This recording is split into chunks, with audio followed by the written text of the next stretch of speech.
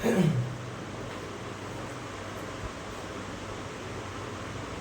Morning students, welcome to Iqbal arts classes. आज मैं आप लोगों के सामने हिंदी व्याकरण जो इंटरमीडिएट में पूछा जाता है उसी से संबंधित हम आपसे बात करना चाह रहे हैं। तो सबसे पहले तो हम ये जानना चाहेंगे कि हम सब मानव हैं। मानव होने के नाते हमें भाषा का जानना जरूरी है, क्योंकि भाषा बहुत महत्वपूर्ण एक दौलत है, एक संपत्ति है जो हमें दी गई है। इसके द्वारा हम अपने भावनाओं का आदान प्रदान करते हैं। उन्हीं भाषाओं में से एक भाषा जो है हिंदी भाषा, जो संस्कृत शब्द से आया है, जो संस्कृत का ही से बनाया गया है। दुनिया में बहुत सारी भाषाएं बोली जाती हैं। एक आंकड़े के अनुसार दुनिया में 28,000 भाषाएं बोली जाती हैं, लेकिन हिंदी भाषा भारत में बोली जाती है और ये बहुत ही मधुर भाषा है। तो किसी भी भाषा का आधार जो होता है उसका व्याकरण होता है। तो व्याकरण जानने के लिए सबसे पहले तो हम किसी भी भाषा का व्याकरण जाने उससे पहले उसके वर्णमाला यानी उसके अल्फ़ाबेट, जिसे उर्दू में उसको हुरूफ़ तहज्जी कहते हैं, इल्म हिज्जा कहते हैं, इसका जानना ज़रूरी होता है। तो वर्णमाला जिसको अंग्रेज़ी में हम लोग अल्फ़ाबेट कहते हैं, हम इसके बारे में आपके सामने बात करना चाहेंगे। सबसे पहले तो एक क्वेश्चन आता है कि वर्ण है क्या। तो वर्ण क्या है? एक मूल ध्वनि है, एक मूल ध्वनि है। किसी भी वर्ण को अगर हम बोलते हैं तो एक प्रकार की आवाज निकलती है, जिसको हम खंडित नहीं कर सकते हैं, जिसको हम तोड़ नहीं सकते। तो वर्णमाला एक से ही जो है भाषा का निर्माण होता है। तो जब अब यहाँ पर जानना चाहेंगे हम लोग, है ना, सबसे इम्पोर्टेंट चीज़ ये कि वर्णों का जो मेल होता है, जो वर्णों का एक गुच्छा होता है, उसको हम लोग वर्णमाला कहते हैं।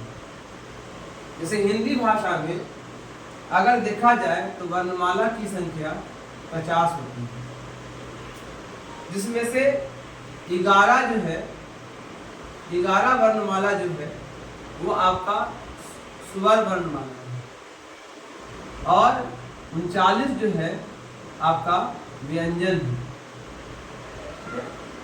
यानी स्वर की संख्या कितनी है? 11 है और व्यंजन की संख्या 39 है। तो इसमें जो है हमको जानना है कि जो दो पार्ट हैं, स्वर वर्ण और व्यंजन वर्ण, ये इसका कैसे हम इस्तेमाल करते हैं, कैसे यूज करते हैं, इसका जानना जरूरी है। तो सबसे पहले हम ये जानना चाहेंगे कि स्वर वर्ण जितने भी हैं वो स्वर वर्ण है क्या। एक्चुअली कौन कौन सा स्वर वर्ण है? आ है, आ है, ठीक है, ई है, ई है, ऊ, ए, ओ, औ। तो कितने हो गए यहाँ पर? 10 हो गए। और एक और वर्ण है जिसको हम लोग, है ना, जो आपका ऋषि वाला जो वर्ण होता है उसको कहते हैं।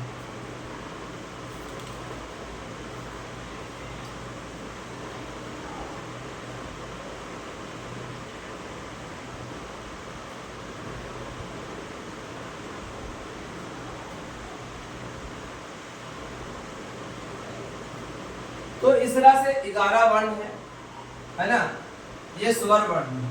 अब स्वर वर्ण को जो डिवाइड किया गया है जितने भी स्वर वर्ण हैं, स्वर वर्ण को डिवाइड किया गया है 3 भागों में। ठीक है, स्वर वर्ण किसे कहते हैं? स्वर वर्ण से कहते हैं जिसको बोलने में कोई रुकावट ना हो, कोई बाधा उत्पन्न न हो। ठीक है, स्वर वर्ण से कहते हैं जिसको बोलने में कोई बाधा उत्पन्न ना हो, उसे हम स्वर वर्ण कहते हैं। अब स्वर वर्ण में कौन कौन है? जैसे कि एक है ह्रस्व स्वर वर्ण, एक है ह्रस्व स्वर वर्ण, है ना, जिसमें आ आता है, ई आता है, छोटा ई, और ऊ आता है। ठीक है, और ये वाला शब्द, ये वाला अक्षर आता है। ये 3 आते हैं, 4 जो आते हैं ये ह्रस्व स्वर वर्ण है। और दूसरा जो होता है वो दीर्घ है ना, दीर्घ स्वर वर्ण। दीर्घ में जैसे है, जैसे कि हम लोग ऊ बोलते हैं, ई बोलते हैं, जिसको खींच के पढ़ते हैं हम लोग, ऊ, ई, और एक होता है आ। ये क्या है? आ, ई, ऊ, इसको हम खींच के पढ़ते हैं, इसको नाम दिया गया है दीर्घ स्वर वर्ण। और एक होता है आपका संयुक्त, संयुक्त स्वर वर्ण। संयुक्त में क्या क्या होता है? जैसे कि आप संयुक्त में दे सकते हैं ए,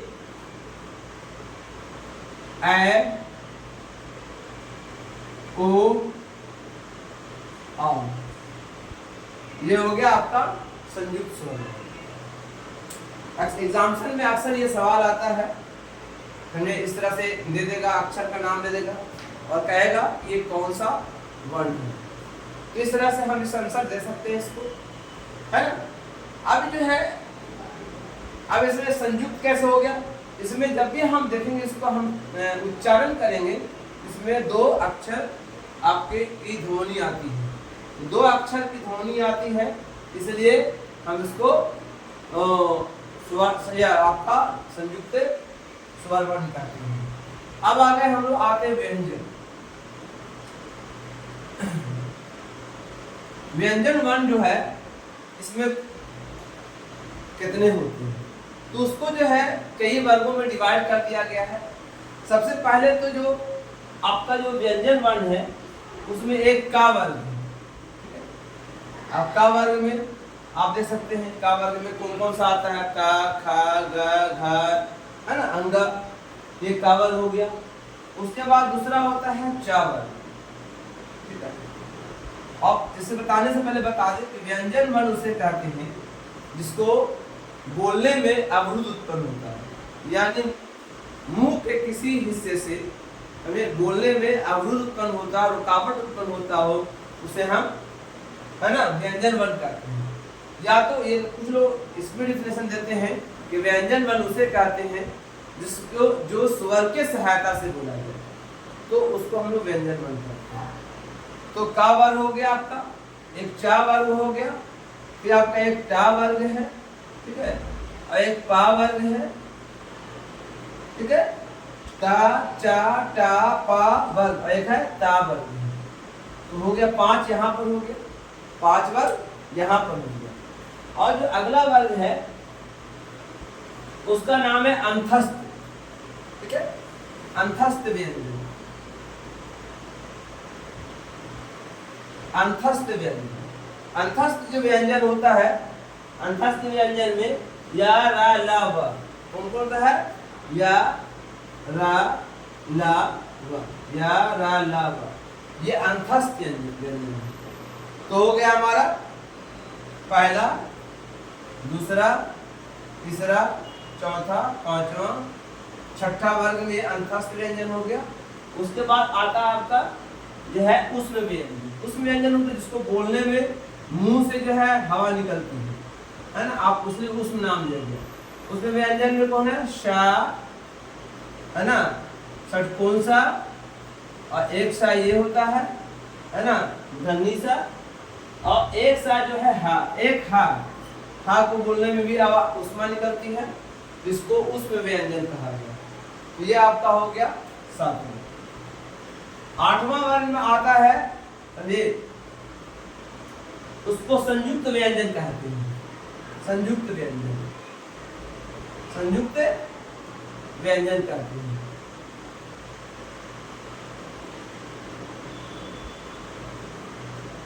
व्यंजन, ठीक है।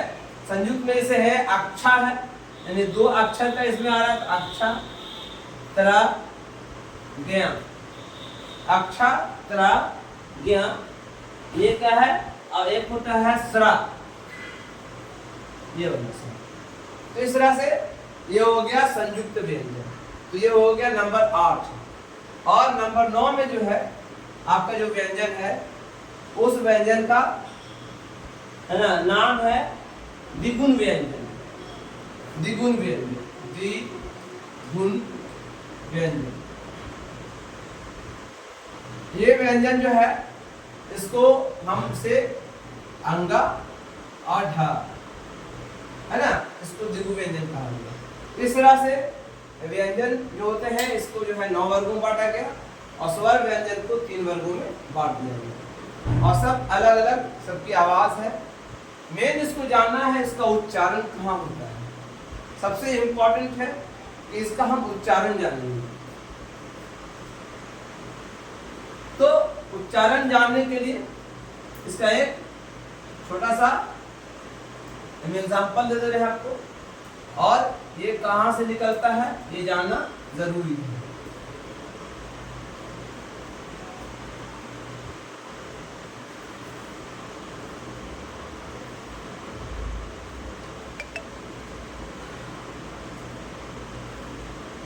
तो अगर हम सवाल करें तो पूछेगा कंठों का उच्चारण कैसे करेंगे। कंठों का, तो कंठों का जो उच्चारण होता है, एक है ना, एक है कंठय, उसका नाम देगा कंठय उच्चारण। कंठ से कौन कौन निकलता है, आ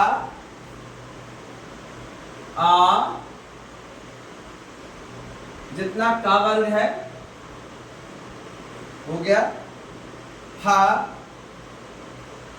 और विसर्ग,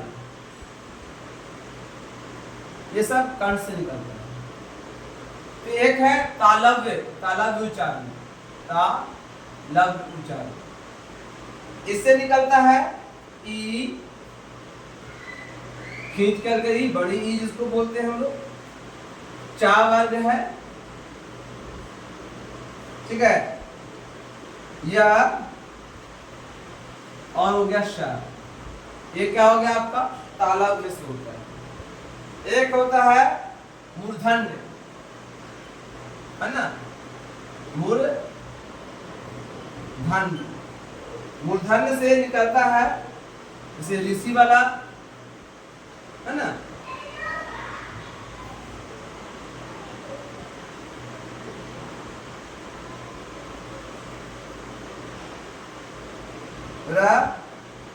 रा वर्ग, ठीक है, र और षटकोण, ये हो गया मूर्धन्य, ठीक है। तो ये हो गया आपका 3। जो चौथा है वो है आपका दंत, जो दंत से निकलता है। दंत से आवाज, दंत का इस्तेमाल होता है, दंते कहते हैं, है ना। दंते है, इससे निकलता है टावर, जितने टावर के जो अक्षर है, और इसके अलावा जो निकलता है ना, ला और सा, ला और सा निकलता है, ठीक है। इसके अलावा आपका दंते के अलावा ओष्ठ है, ठीक है, ओष्ठ है। ओष्ठ से जो आवाज निकलती है उसमें है ऊ, बड़ी ऊ और पावर, ठीक है। पावर जो होते हैं जितने अक्षर वो होते हैं। और एक और है कंठ, है ना, कंठ तालव्य, ठीक है। कंठ और तालब में तालु दोनों इस्तेमाल होता है। इसमें होता है ए और ए, ठीक है। फिर एक होता है आपका कंठ ओष्ठ, कंठोष्ठ बोलते हैं, कंठोष्ठ, यानी कंठ भी इस्तेमाल होता है और उसको कंठोष्ठ्य कहते हैं, कंठोष्ठ्य, है ना। इसमें क्या क्या बनता है, इसमें क्या निकलता है, इसमें ओ और औ ये दोनों निकलता है। एक है दंतोष्ठ्य, दंतोष्ठ्य, ये जो निकलता है इसमें वाह होता है, वाह। तो उच्चारण के दृष्टिकोण से बता दिया मैंने। उच्चारण के दृष्टिकोण से जो अक्षर है, कंठव्य है, तालव्य है, मूर्धन्य है, दंतव्य है, ओष्ठ्य है, कंठ तालव्य है, कंठोष्ठियां हैं और दंतोष्ठियां हैं। तो इस तरह से हम जो है उच्चारण करते हैं अपने अक्षरों का। तो हिंदी में मैंने आज आप लोगों को बताया ना, आपके जो है इसके बारे में, ग्रामर के बारे में, है ना, इसी के बारे में बताया। और यहीं पर ये हम वीडियो अंत करते हैं। Thank you.